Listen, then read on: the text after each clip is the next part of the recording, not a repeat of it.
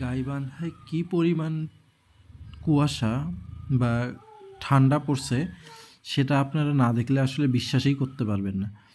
এটা অনেক একদম মেইন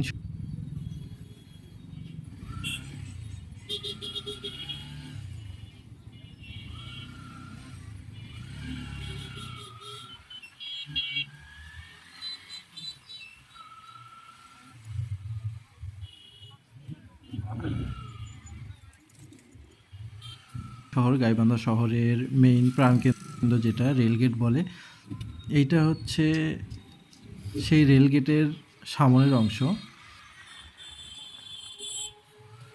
আমরা হকার্স মার্কেট থেকে রেলগেটের দিকে যাচ্ছি। কুয়াশা এই একদম শহর তো, এখানে অনেক লোকজন, অনেক দোকান এবং হোটেল আছে, এই কারণে কুয়াশাটা একটু বোঝা যাচ্ছে না।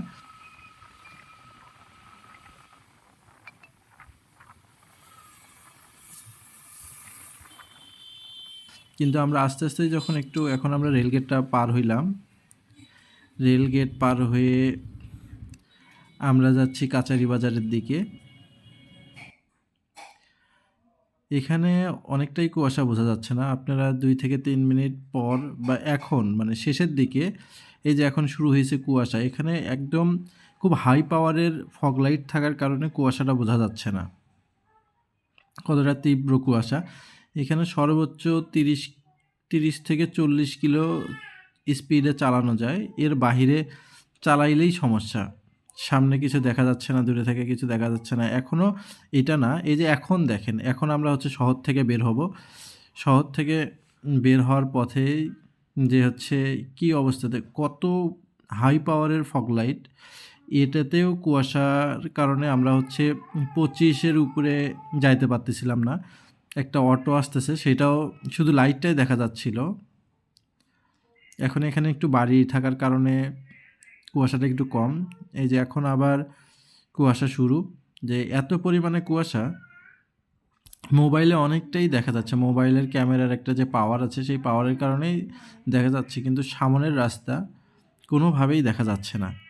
মানে এত পরিমাণ কুয়াশা যে হচ্ছে এখন দেখেন এখন কি অবস্থা। এই কেউ অপরিচিত মানুষ যদি এই রাস্তায় আসে, সে হচ্ছে 10-15 স্পিডে আপনার হচ্ছে আসতে হবে, রাস্তা খুঁজতে হবে।